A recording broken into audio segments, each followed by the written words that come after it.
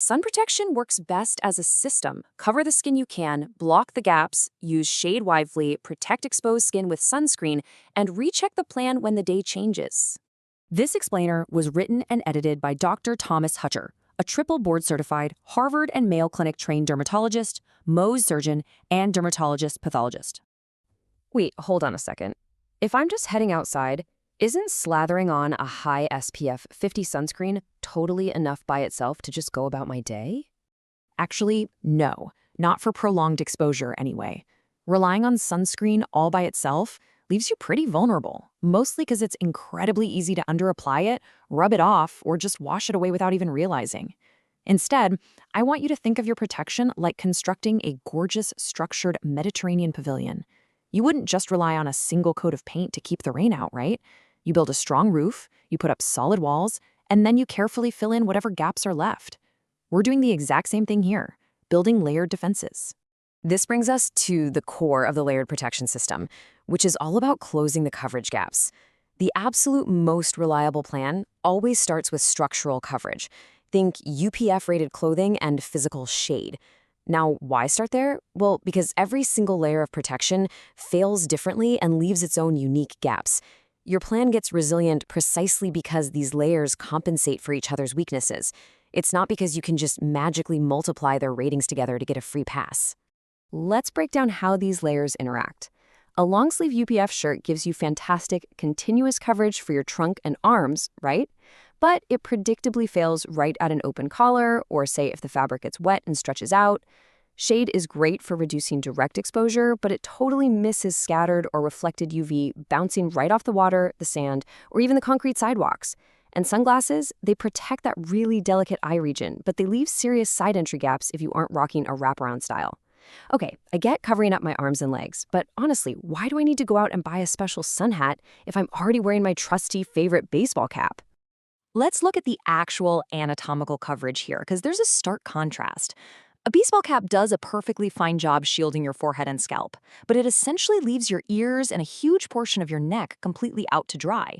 On the flip side, a wide-brimmed hat, where the brim goes all the way around, shades the scalp, the ears, the face, and a substantial part of the neck.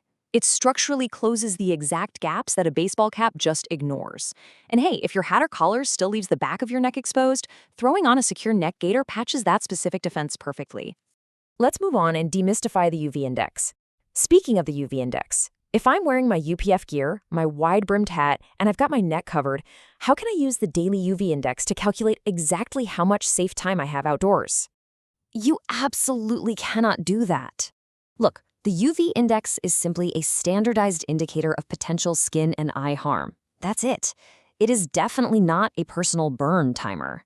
You must never multiply your UPF or SPF ratings by the UV index to somehow calculate permission for longer exposure. Think about it. Your individual skin response, the altitude you're at, the reflection around you, your daily medications, and even your prior exposure history, all of that makes a universal safe duration completely unsafe. As the UV index rises, the rule is simple. You just strengthen your coverage and reduce avoidable direct exposure. All right, let's do a quick mid-explainer reset on sunscreen and cancer evidence. We've clearly established that we need structural coverage, the hats, the UPF clothing, the shade, and the eyewear. But how do we actually protect the skin that inevitably remains exposed? And crucially, what does the clinical evidence actually prove about sunscreen and skin cancer, specifically melanoma? Let's dive into the NAMBER randomized trial follow-up, which observed Australian adults over an extended period. We need to be mathematically precise here. For the endpoint of all new primary melanomas, the hazard ratio was 0.50, with a 95% confidence interval of 0.24 to 1.02 and a p-value of 0.051. So what does that actually mean? It means the reduction in all melanomas narrowly missed conventional statistical significance. It absolutely does not prove that sunscreen alone prevents every single melanoma. However, when we look closely at invasive melanoma, we find the strongest defensible number from the trial. The hazard ratio here was 0.27, with a 95% confidence interval of 0.08 to 0.97. There were just 3 invasive melanomas in the daily sunscreen group versus 11 in the discretionary use control group. This tells us that regular sunscreen is an absolutely essential part of your prevention plan, particularly when it comes to reducing the burden of invasive melanomas, even if it isn't an impenetrable magic shield. Okay, wow. If it has that kind of impact, what specific type of sunscreen should I actually be buying to patch those remaining gaps on my exposed skin? Well, while no single brand is universally the best, the evidence demands four absolute requirements. You need a sunscreen that is broad spectrum, meaning it protects against both UVA and UVB rays. It must be SPF 30 or higher, it must be water resistant for swimming or sweating, and honestly, crucially, it has to be a formulation that feels comfortable enough on your skin that you'll actually apply it generously and repeatedly. And listen, applying it once in the morning right after you brush your teeth is not the whole job. First, apply it before exposure so you aren't scrambling to cover missed patches after your activity has already started. Then, reapply at least every 2 hours while you're outdoors. But remember, time isn't the only trigger here. You must reapply after swimming or sweating, and most importantly, reapply after toweling off. Seriously, think of the sand at the beach as nature's sandpaper. The friction from your towel, the sand, or outdoor equipment physically strips that protective product film right off your skin just as effectively as the clock does. Which brings us perfectly into adapting to your day. This is a vital concept for real-world application. The most resilient sun protection plan is never static. It requires you to actively recheck your layered defenses as your environment, your activities, and your exposure change throughout the day. Let's see how this builds across a few real-world scenarios.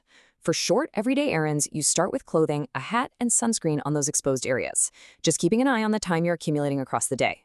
But if you shift gears to outdoor work or sports, you suddenly need secure head and neck coverage, and you've got to constantly recheck for equipment friction or shifting shade.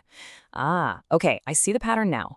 So spending a full day at the beach requires a completely different gap check routine than just running quick errands. Exactly, hit the nail on the head. At the beach, you have to account for intense UV reflection bouncing off the water and the sand. Plus, you have UPF fabric that might stretch or become way less protective when it's soaking wet. Add in the constant friction of toweling off, and your plan has to shift based on the specific physical gaps created by that beach environment. So here is the absolute crucial point I want you to take away from this explainer.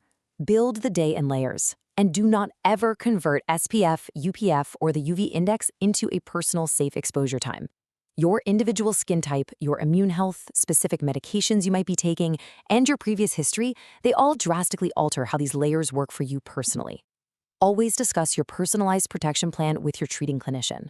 Dr. Hawker created Skin Trust to provide free, evidence-based dermatology education and help patients and clinicians make clearer decisions together. Your next step in this journey is to read Follow-up and Prevention After Skin Cancer to fully understand your diagnosis-specific surveillance. So as we wrap up, take a look at your schedule for tomorrow.